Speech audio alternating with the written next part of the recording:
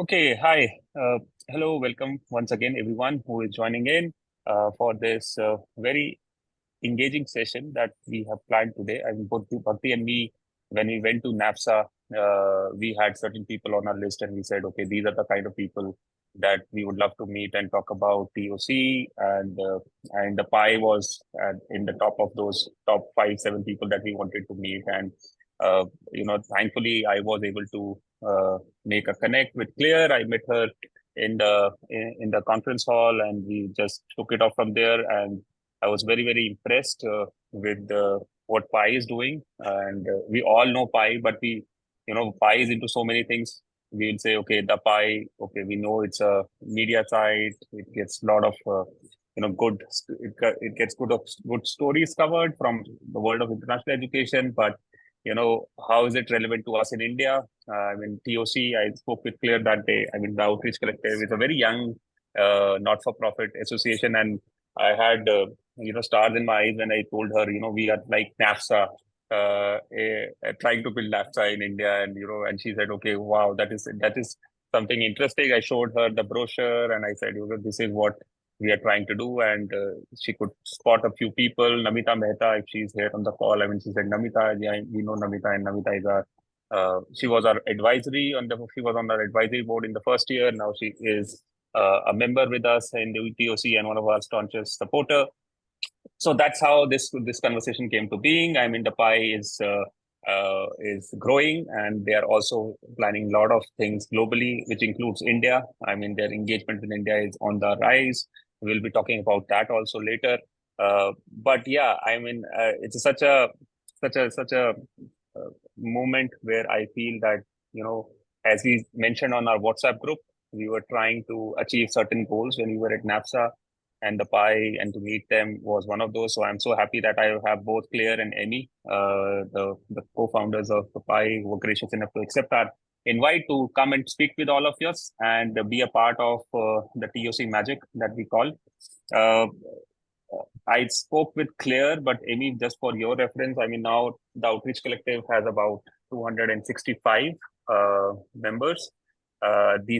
These members come from across high schools. They are independent career counselors, entrepreneurs, university admissions and outreach folks. And over the last 18 months that we have been in existence as a community, we have done close to 55 events. I mean, when I say events, I mean, these can be networking events in cities across all the major cities in India and even in Middle East. I mean, a couple of events in Dubai. We have hosted 3 learning retreats. I mean, something like NAFSA, where we invite our membership. There are about 60 to 65 people that come across, spend 2 to 3 days learning from each other and focused on the international education, career guidance, career counseling, admissions, outreach landscape. Next month, we will be in Dubai. We are hosting our international retreat, the first international retreat at SPJN campus in Dubai. From 18th to 20th July, we have about 25 of us flying to Dubai to do that retreat. I mean, we are tying up with institutions there. Already we have 2 partner institutions apart from SPJN, Symbiosis and BITS Dubai, that will be also hosting us. So yeah, that's in brief what we are about. I'm so happy to have you here with us. Why don't I give it to Claire? I mean, Claire, probably you can begin this conversation because we were the first to interact from our organizations. Yeah, well, welcome. I mean, as Ankur said, we met at NAFSA, I guess about 3 weeks ago now, in New Orleans, and we weren't aware of TOC, so I was really interested to learn about the community and who's involved and the work that you're doing. And when Ankur said, well, can we get you on a session and meet some of our members, we were delighted to do that, to tell you a bit more about what we do at the Pi and how we can engage with you. And so you've got me and Amy today. There is a third co-founder, Jane Gillam. So as you probably know, we are a female founded and led company, something that we're proud of, and I think still stands out in this sector, which is interesting that there aren't more, but hopefully more to come. So it's great to be here, and thanks for joining. Thanks for listening. And thanks for the claps, Smriti. Oh yeah, Amy, you want to? I was going to say, I could just start by giving you the sort of reason for our existence. So the Pie was always first and foremost a media company, connecting the community, trying to find authentic content. And since then, we have grown to become also an events company. We also have a recruitment division, so we can find staff all over the world. And we were offering executive search services and the jobs board from 2011 when we launched. But really, everything we've done has always been about building the community and connecting the community with our authentic insight and our organic content. So I was a journalist, and that was one of the reasons we launched. Okay. But for us in India, I mean, we love your glamorous events that happen. I think most of us will relate from that. I mean, we keep scrolling our LinkedIn pages and we see you doing great events. I mean, some of the top people from across the industry are there at your events, and that is what the community can type in their first impressions of the Pie. I mean, I remember following the Pie since I used to work as the director for admissions and outreach at OP Jindal Global University in India.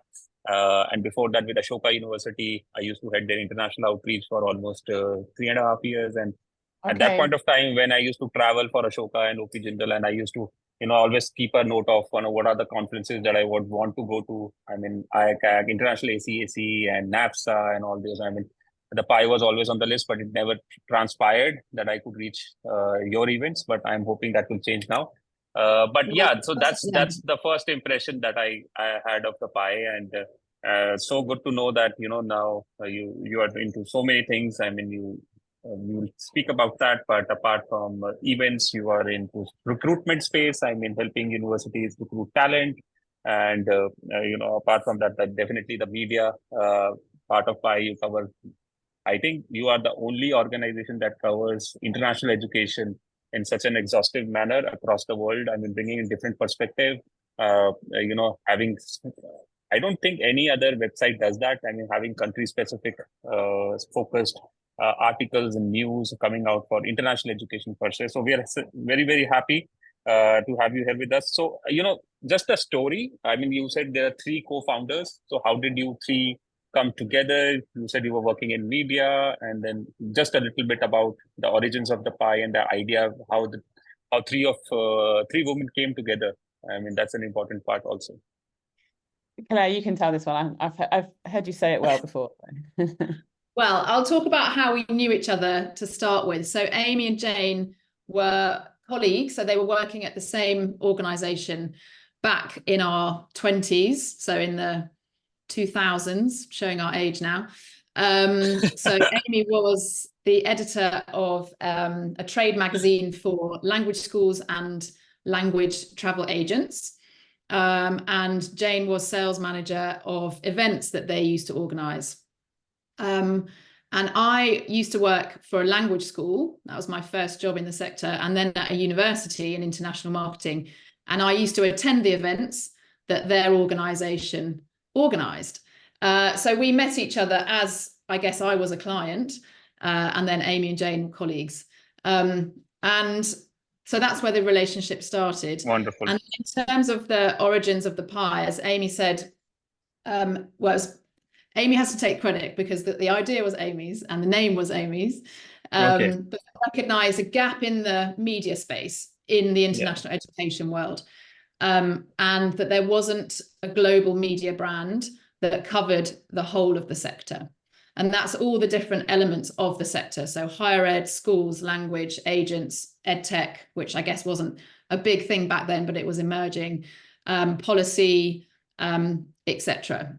So that was always the driving idea behind the Pie and what we wanted it to be. And that is really still at the core of everything that we do, is that editorial focus on what is happening across the sector around the world. We all had our own networks from working in the sector for sort of roughly 10 years. And we used that to build the Pie when we first launched. So we built a website, which we've just redesigned. I don't know if you've been on in the last 3 weeks, but we've redesigned our website and we now have a dedicated India section, which hopefully you will enjoy and find very useful.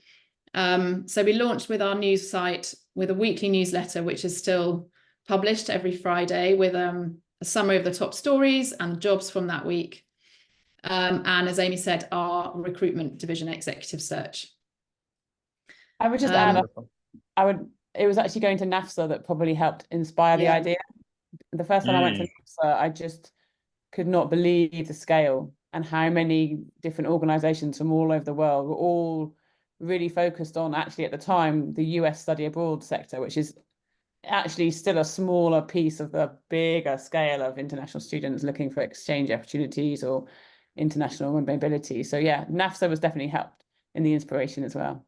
I don't know how many people here have been to NAFSA. How many would you say? I don't think many. I mean, I think out of 30 people on the call, I don't think 10%. I think that's the number. If any, if we can have a quick raise of hands, people, if you have been to NAFSA, we can probably get a hang of it. But that's a good headway into another thing that I want to address here, and that's why we thought of building TOC, because going all the way across 7 seas to attend a conference at NAFSA for 4 days it's taxing, and it is tough on terms of resources. I mean, it's not cheap to go across 7 seas, flights and hotels and conference attendee cost. It's all adds up, and that's why when me and Bhakti, as co-founders, Bhakti and me are also contemporary, something as you and Claire mentioned. Both of us also used to engage pretty well professionally, because we started our careers in education across at the same time. And when we used to travel across the world, and we were privileged enough to work for organizations that could fund us to travel to conferences in Korea and US and all these places. But when we went there, there was hardly any representation from India, very few people. And we, at that point of time also, India was sending thousands of students to overseas universities and places across UK, US, Canada, and all these places. And we were always thinking, why do we not have an association in India that can do professional development and bring these conversations that are happening across 7 seas to our cities and our schools and our institutions and our colleges, so that our people benefit. So I think that's a good point. Not many people are able to afford to go to NAFSA. NAFSA was my first time. It was the first time for me to go to NAFSA. I worked in international education in India for the last 17 years. And that was my first time. I could only go to one conference a year as per my university policy. And I chose to always go to international ACAC. I attended 5 or 6 conferences. That's the association I used to engage with. But yeah, people used to tell me, NAFSA is a huge conference. You go there. There are thousands of people. And this was my first time. And I really saw it in action. That's like next level. It is. It's crazy scale, isn't it? It is. And, again, Bhakti is not here, but we would have shared our story there when we reached there. It was like a dream come true for both me and Bhakti. We were always saying, we'll build NAFSA here. But when we went there and we saw the scale of it, I said, we have a lot of work to do. When you're saying we'll build NAFSA, I said, okay, these people are doing so many things across. They're so big in US. Internally, they have their own structures in place. The entire association is run professionally. Then I went to the NAFSA bookstore, bought this book, The History of NAFSA here. I'm reading this. It talks about how NAFSA was built, and so a lot of work for us in TOC. I'm so glad that we could be there and be a part of that experience. But yeah, coming to you, the Pie, and there were a few questions that we had around your origins and the journey. You were founded in 2011. It's been more than a decade now. I'm sure there will be ups and downs, and there will be challenges. There will be high points. There will be low points, if any. There were a couple of questions that both me and Bhakti thought about, from a all-female co-founders perspective. All 3 of you are women, and then we really wanted to bring some element of that information also in this conversation. What would you like to highlight from that aspect of the Pie? So I would say to build a media organization, one of the big challenges is that you want to be everywhere. I mean, what we've done very well from day one is going to events actually and meeting people like yourselves, but meeting people, asking them what's happening in their markets. Sachin, I don't know if you're trying to, he's not speaking to us, is he? No. No, sorry, no one's speaking, but he's muted. Hmm. Yeah, so it was trying to be everywhere and really build authentic relationships with people all around the world working in similar industries, whether that is schools, higher education, and as Claire mentioned, agents. So the recruitment agents had never really been talked about in education media that we could really see, certainly for universities reading, and we felt like they were an essential part of the ecosystem. So that was a challenge, but then the bonus was being a media organization where I had a name already. I had been working in the sector as an editor, so I had a lot of connections already. So we did find that we were offered media passes. So the challenge was being everywhere. So we obviously had to invest a lot in travel and spend a lot of money just being out and about. But we were often able to access events for free. So for example, the first NAFSA we went to, we were there as a media pass, which means you don't pay. So that's the sort of challenge, but also the benefit of being a media operator. Wow, I didn't know that. Yeah, I mean, that's a lot of the big conferences, they will give you a media pass for free in return for you talking about the event and giving them more exposure. So, wow. but you have to have a brand name that they recognize to be able to get the media pass. So I think the very, very first year I went, I told them I was building the Pie. They knew me anyway, but they said, sorry, we're not live yet. So the very, very first year I had to get a freelance pass to work for The Guardian. So The Guardian commissioned me to write a piece and then they let me in. But yeah, so that was a challenge, but also challenge which I think we managed to get around. And then another challenge, I would say, relating to us being female founders, which potentially worked in our favor, was the fact that I was often invited to speak on panels from a fairly early point in our journey. And I honestly think that was because there were fewer women to ask to be on panels to talk about the sector. So there's an expression which comes from Australia, which Claire and I like, which is a manel, which is an all-man panel. And in Australia in particular, people are really against manels. There's like a ban on manels. They're like, and you'll have guys who say, I'm not going to be on that if that's a manel. So there is quite a lot of work around making sure there's a diverse representation on panels. But certainly back in 2012, 2013, I was often being asked to speak, and I often found myself thinking, I'm pretty sure you're only inviting me because I'm female, but I'm going. So that helped us amplify our exposure in the early days. Yeah, and I think just following on from that, it gave us a public face. Yeah. And I think some media brands, there isn't a kind of public face to them. You know, you see the website, you read the news, the articles, but you don't know who is behind it. And I think that's something that as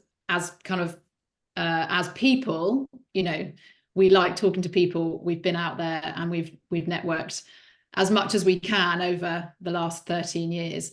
But that, I think, has also really helped us to build the brand and for people to trust us and what we do, because they can relate to us.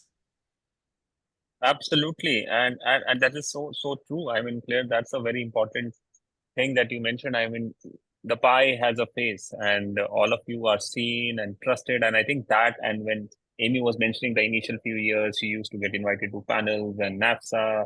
I mean, that's the trust that, all three of you would have built in the market, in the larger sector where you used to be invited. Okay, so yeah, there is a comment. Let's take that comment. Okay, so Pooja is saying that she also heard Amy and then Pie. Yeah, perfect. So I mean, all of you please feel free to type in your experiences with the Pie and when did you. If you have any remarks or questions, we are happy to take them. Thank you, Pooja, for sharing your comment here.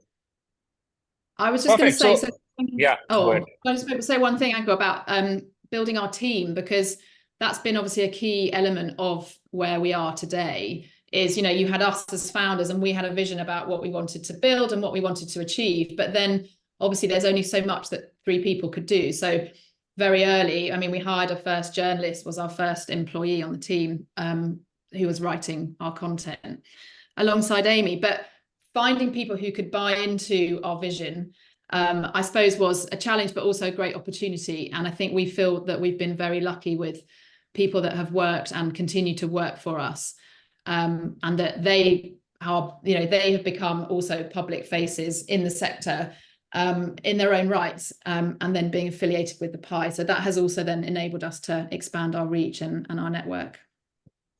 And how big is your team? I mean, is this all based in UK or spread across? Well, we've got about 30 people in total, but we do have quite a high number of part-time staff because we are a very flexible employer.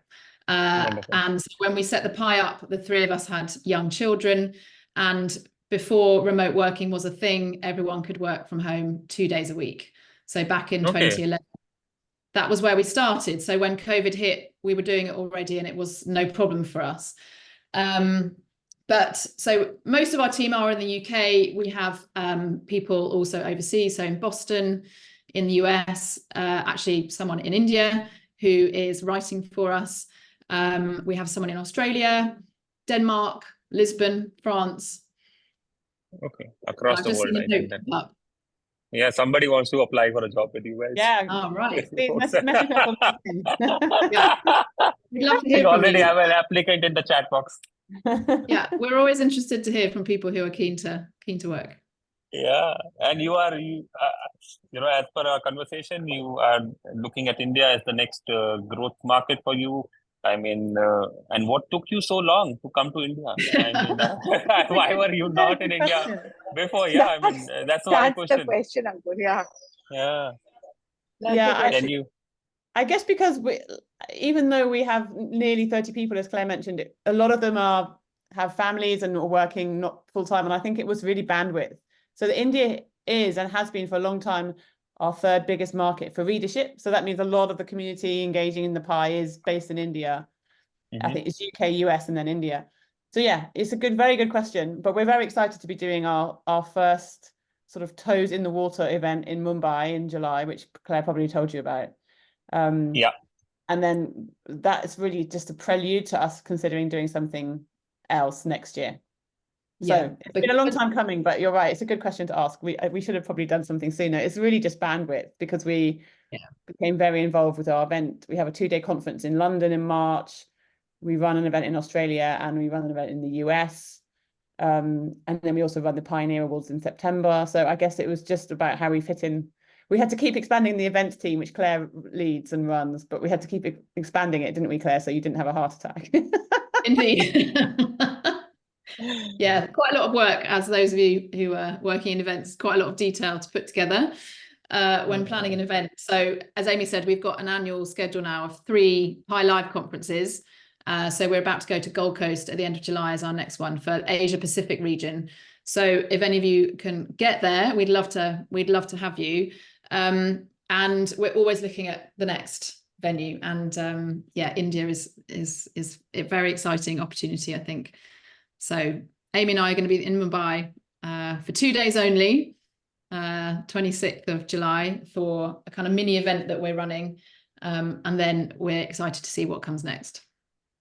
And we're also working with, I don't know if you know of NISAO, which is a network for Indian alumni who studied in the UK, but they're running a series of Achievers Dialogue Summits, they're called. So it's Indian alumni back in India talking about their experience of studying in the UK. So we're dovetailing with that event, which is why the dates just worked. Wonderful. For this one event in India, but this year, yeah. And this is your first ever event in India, right? Sorry. Yes, and Yes. What we didn't want to do is have a conversation just about student recruitment. So the topic of the evening is essentially, it's a discussion, a couple of panel discussions and then networking. But the conversation topic is India as a future education superpower, because we believe that there's a lot of opportunity for universities from around the world to come and work in India. So it's not just an export of students, it's about partnerships. But that is the next decade is going to be about that. Absolutely. I mean, this is what, if I say and speak on behalf of the community, the majority of us, when we engage and we do our events and conversations, and we are always talking about, how it is unsustainable to send millions of students every year across the world, and then hoping for them to return back. But the international education cost is always on the rise. It's not easy to come back to India and then have that that one question answer in terms of ROI. I mean, how do you pay in dollars or francs or whatever, and then earn in rupees, and then what is the conversion like? So the families also, when we counsel them, are always apprehensive. So I think, Amy, you are absolutely correct. I mean, even the Indian government now with the new education policy is encouraging more and more international universities to enter collaborations with Indian institutions. Indian institutions are being asked to enter more and more collaborations. I mean, 2+2 programs, summer program collaborations, faculty exchange, a lot of exciting things are happening. I mean, you would have heard about the Gift City in Ahmedabad, where we have 2 Australian universities that have set up campuses, and so a lot is happening. And I think great time for the Pie to be here and be a part of the action. And we'd love to see you more of both of you and others from your team here in India. All the best for that event. Claire, if you can just probably share a link in the chat box for people that are listening in, or you can just talk about it for a couple of minutes, and how can people register for it? Or let me find the link and share it with you. It is actually going to be quite a small event, but let me just share the link so you can look at it while I speak. Just for everybody's perspective. But as we said, this is really a kind of a test, kind of dipping our toes in the water to see what comes next, and that would be on a bigger scale. So we are, as Amy said, looking at India as the next education superpower. So we're aiming to have a mix of Indian and overseas institutions represented. You can see we've got some sponsors there, and working in affiliation with NISAO. Oh, here we go. Yeah, I can share the screen there. So I think the timing is interesting. Everyone says the monsoon and the traffic in Mumbai might be a challenge for us, but we're happy to take that on. Yeah. So we've also got Harjinder Kang, who is the Trade Commissioner for Western India. Excited to have him, and Atul from Shalini University. Yeah. Some may know. Shalini was our first retreat partner, by the way, for TOC. So Atul hosted us in his campus, and we had a great time there. So great to see him there. Yeah. And he's actually hopefully coming on to our event in the Gold Coast, which is a couple of days later. Yeah. He's amazing. He's one of our all-stars in India in the higher education space. Yeah. So if you're keen to attend, then there's a kind of register interest form. I think if you scroll to the bottom, Atul, you'll see it. Okay. We'd love to hear from you. Like I said, it is quite small, so limited capacity for this one. But if you're interested, do let us know, because it will help us plan what we do next also. Wonderful. I think it's perfect.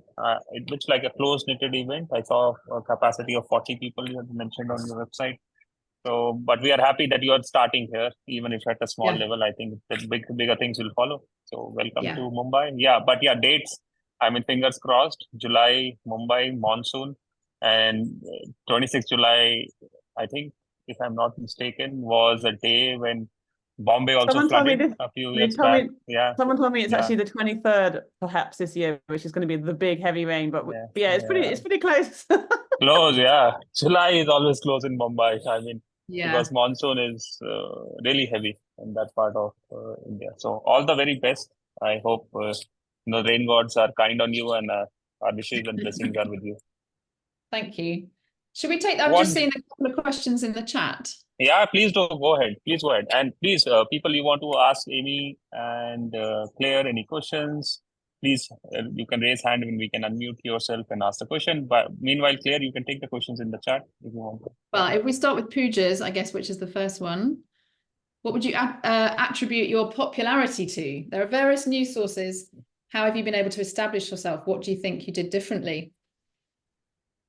I mean, I'm happy to take this. I would say one thing that we consistently, two things actually, but the one thing we get consistently told, so one of the reasons we love to go to NAFSA, for example, or any event, we've sent people to International ACAC, is we get a lot of people coming up saying, I really love the Pie content. And they always say the same thing, which is it's very easily accessible. So we don't wrap it up in sort of layers of academic speak. We just try and be really clear, transparent and accessible in terms of, we've always been very aware we have an international audience and we want to make it, we also know that everyone's time poor, everyone's busy, everyone's trying to inform themselves and busy running their day jobs. So I think we've got a very authentic voice, which is accessible and consistently accessible. The other thing actually we've done very well to make ourselves stand out is we always have taken a lot of photographs. So that really builds into that community element. We have situations, I mean, Claire can attest to this too, but we've had situations when we're at NAFSA, International ACC, for example, when people just come up to say, oh, you're from the Pie, can you take a photo of me? So we all take lots of pictures and put them all up on the website. And people love to go on and see who else was there and see if they can see themselves in the photo. So that really helped us, our sort of ratings soar in terms of our organic growth. So we really did start from a standing start of 0 readers, and we really did grow quite significantly in the first few years, and I think that really helped. Yeah, and I think being independent has also been a bonus for us, and that has not changed from day one. You know, we're not affiliated with anyone else, so that helps. Yeah. Wonderful. Yeah. Smriti, I see you ask where we got the name from. That's a good question.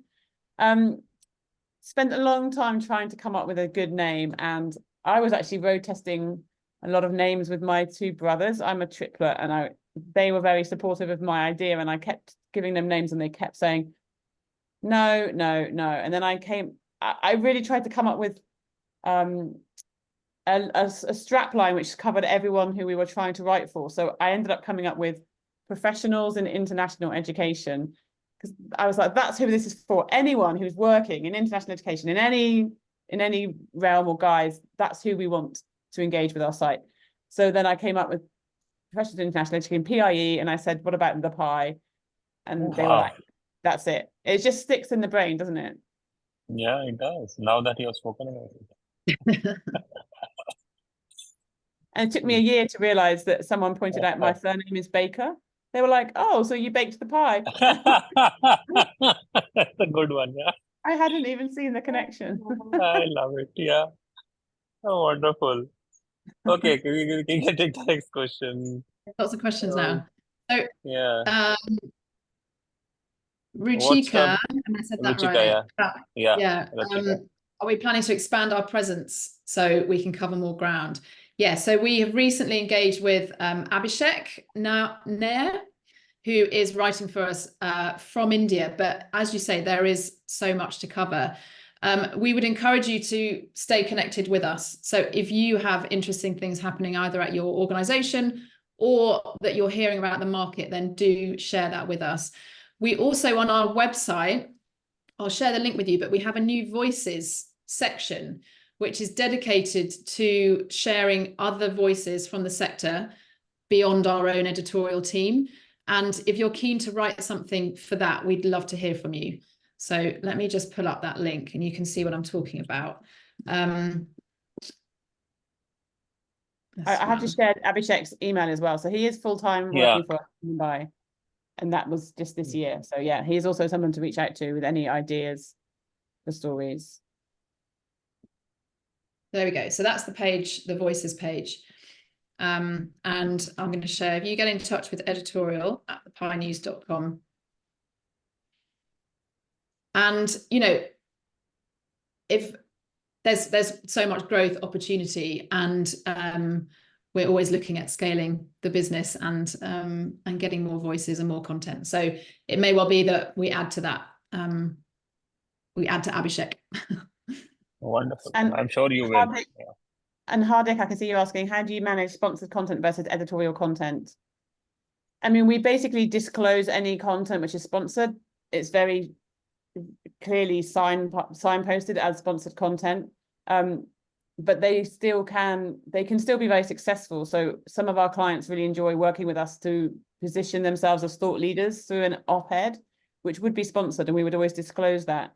But a really good, well-written op-ed, sponsored or not, can have a huge amount of traction. So we had a US study abroad company, I forget which one, CIEE or CEA abroad perhaps, and they had actually organized a study abroad experience for Amanda Gorman. Now, Amanda Gorman was the young Black woman who was a poet, who spoke at the inauguration of Joe Biden. I don't know if you remember her, but she was pretty compelling, and they ghost wrote an article from her about why her study abroad experience leaving the US had been so informative and empowering, and that got about 35,000 views. So that was really great for CEA abroad. So they can work. Yeah, they can be good. We just make sure they are clearly sign marked. I hope that answered your question. Always happy to consider sponsored content too. We probably would say no to something if we thought it was too much of a sales pitch, because we're always thinking about what's best for our readers at the end of the day, but we've never really had that problem. Wonderful. Claire, you want to take another question from the chat, or you want me to do my questions? I have a few questions left. Cherry Sheila has asked, what's the best way to collaborate? We love news tips. We love someone, I mean, we like guest writers, we like opinion pieces, but we also like news tips. So I would say connect with Claire and I on LinkedIn. That's often the easiest way, and Abhishek. But happy just to have someone message us on LinkedIn to say, did you know that, there's a big scandal brewing in X because of Y? I mean, we don't name drop our sources always, but we do love to hear word on the street. So word on the always street. Happy to hear. And I think the other opportunities in a non-sponsored way is to look at our awards, so that we run an annual awards scheme for the sector called the Pioneer Awards. And we have a big ceremony in London every September, but entries for next year will open in January. It's free to enter. So we'd encourage you to have a look at that. There are 20 categories, so really something for everyone. So we'd encourage you to enter. And then as and when we grow our events in India, we would be putting out a call for speakers. So that is also a kind of non-paid for activity that you could get involved with. So yeah, as Amy said, follow us on LinkedIn, follow the Pie page, and then you'll get all of our updates when things expand. And actually, one more idea on that. Claire mentioned the awards. We have a category which is Emerging Leader of the Year. That's a really great way to build profile for yourselves. So you can, I don't know how anyone feels about nominating themselves to be an emerging leader, or maybe nominating a colleague, but it is a really great way to throw a spotlight on the work of either you or a colleague. So I would consider entering that next year. Perfect. Sounds good. Okay, so I mean, before we jump into other questions, I mean, I have a couple of questions that I think we should address. First thing is, as I said in my initial remarks, I mean, India is a big market, and there's a lot happening here. I mean, what's the viewpoint from where you look at India? I mean, from the perspective of the Pie. I mean, you said you're looking for expansion, you're looking for more engagement. I mean, what are the opportunities that you see as a country, as a destination, as a market for the Pie? And, what do you see are, what are the few trends that you see? I mean, we are hearing a lot of things, like a lot of countries are closing doors now with visas, and it's becoming tighter, and we hear stories in UK and Australia and all over the world. I mean, there are gates being closed, and that general atmosphere in international education is not that bright as it was probably a year back or a couple of years back. What is your take on international education right now, and where do you see it is going, and what is the position that you think India as a country can play here? So the first thing I would say is that I've been working in the sector long enough to see that this is the pendulum swing, but it always swings one way or the other. So it's absolutely true, though, that at the moment, the policy pendulum is swinging towards greater restriction. To some extent, that is linked to the fact that we have elections coming up in some of the key markets. But Canada has announced a cap, Australia has announced a cap. So two of the big traditional markets will be essentially accepting fewer students. In the UK, we had our own sort of inflection point where we were worried that the graduate route would be restricted completely, but the good news in the UK is there is still a ban on dependents, but there was an unprecedented rise in dependents, and I think the government felt they had to respond in some way. Felt a bit of a draconian measure to ban all dependents for all markets, but they didn't see they didn't really feel like they could identify particular markets or just say, oh, you know, it's no children, just spouses. So they ended up just saying no dependents at all. So that has had an impact, but the graduate route does remain. And the US, of course, still has OPT, and there's no signs of any curtailment that we see in the immediate months ahead. Even with a Trump win, we don't see the policy settings around immigration changing. So I don't think it will ultimately dampen demand. I think it just means that students will be looking at other destinations. I think Australia, I mean, the doors are still open. You can still go and enter Canada or Australia, but I think in general, students might be looking at, when they're looking at 2 or 3 destinations and considering where they go, maybe they won't consider one of those 2 markets, or they'll just be a little bit more considered in where they apply. But I think there are other countries, Germany gets mentioned a lot, France, Ireland, and of course we have a lot of opportunity in other countries closer to India. So there's also a lot of activity in Singapore and Malaysia. And then of course the other thing we anticipate will be, hence our conversation in Mumbai, a lot more focus on universities globally coming to India to help deliver in India. So you can start your degree, for example, in India, and then just do a sort of final year in another country. I was actually, it's EdTech Week in London this week, and I was at an event yesterday, and the founder of College Deco was speaking. I mean, he was pointing out that there's still a 25% enrollment rate at higher education in India. So there is a huge gap in capacity. So there are definitely, there will always be some demand to travel abroad because there's just not enough capacity right now in India. But that also means an evolution in the way people consider online as a hybrid. So that's what we consider too as another trend, will be increasing amount of effort from institutions to deliver in an affordable and accessible way in India. Yeah, I think he's absolutely correct. I mean, accessibility is a big issue in the country. We have about 27%, which is the GER, gross enrollment ratio. The new education policy envisions it to double in the coming decade, which is from 27%, the government wants it to reach 50%. So just to bring to your attention some numbers, I mean, we have about 1,300 odd, I mean, 1,400 universities and 40,000 plus colleges across India.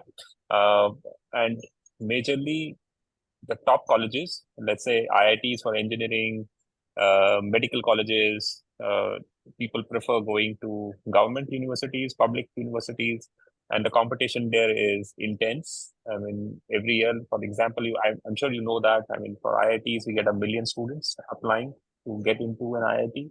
And there is about 15,000 seats in total across IITs. So the acceptance ratio there is, you can do the math, but less than 1%, even tougher than MIT. I mean, one of our companies, Infosys founder once joked that, you know, my son is trying to get into an IIT. If it doesn't happen, he has an MIT as a backup. So it's easier. It's about a decade back, and there's a video of him saying that. I mean, that's easier to get into MIT than to IIT, and similar is the situation. And then with the growing economy in India, there is a lot more demand for education as people, you know, travel up the social hierarchy, the financial hierarchy, and education is up there as the number one priority for families to get their children educated, and that's why you see people taking loans and selling off their land and just trying to, I mean, the education is very, very important. So there is definitely going to be demand. There is definitely going to be, you know, the problem also in our country is a little bit in terms of once you go down the ladder, the quality of education in majority of our colleges is still not there. And that is what forces people who may not be able to get into an IIT, let's say top 30, 40 institutions or 50 institutions in the country for engineering, to look for options abroad. And that's why you see US, UK, Canada, Australia, all these places, you know, and now all over Europe, I mean, Germany, France, Cyprus, I mean, you name it. I mean, they have an India office or an India representative You may not even have heard about the city where you are from, but yeah, there are smaller cities in India with have offices from European universities, medical universities. Amazing. So, I mean, India is a growth market for sure. And with the elections now out of the way and the government coming back to power, then a lot of the, because it is also dependent on the government in power. And now we just concluded our elections and the last government has continued. So the new education policy that was brought into 2020 essentially will continue for the next 5 years. So that's a stability. And that's why you also think that for next 5 years, people should come and invest in the country for sure. Yeah. Yeah. Perfect. Thank you so much for sharing your thoughts on India and international education, Amy. Anybody, we still have about 8 minutes left on this call.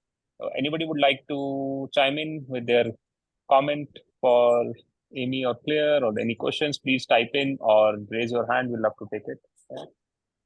Anything in the chat box? I think you should. That was very good summary, Ankur. So you should write a piece for us in the Pie, summarizing where we're at. I'm happy to do that. Yeah, I spoke with Claire, and I mean, we would do that for sure. I mean, that's next on our agenda.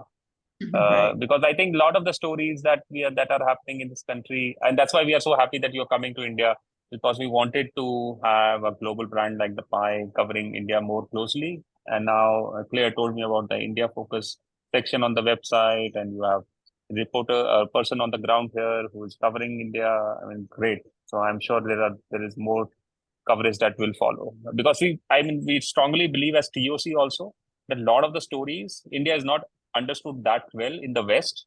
And when we go there to conferences, and I mean, like, we are one of many thousands of attendees at that conference, we feel, I mean, the voices are not that heard out in the bigger crowd. So thank you for focusing on us and bringing attention to our students, our educators, our community. We are very, very happy that you're doing that. Perfect. So if nobody has any questions, I would come to my question.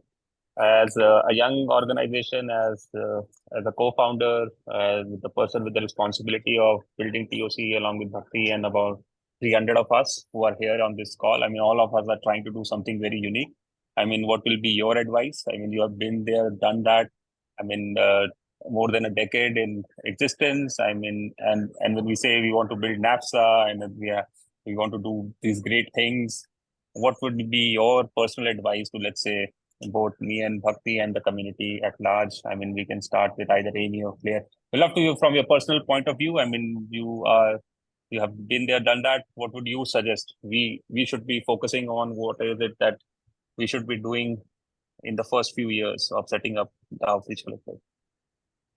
I mean, let me go first. I mean, from my perspective, I would say it is hard work for starters, but if you have a dream, that sounds a bit cheesy, but a goal and something that you want to achieve, then stay true to that. And I think with hard work and commitment, it's amazing what you can achieve. And I think, we've worked very hard for the last 13 years to build the Pie and to get to where we are today. But I think every connection counts.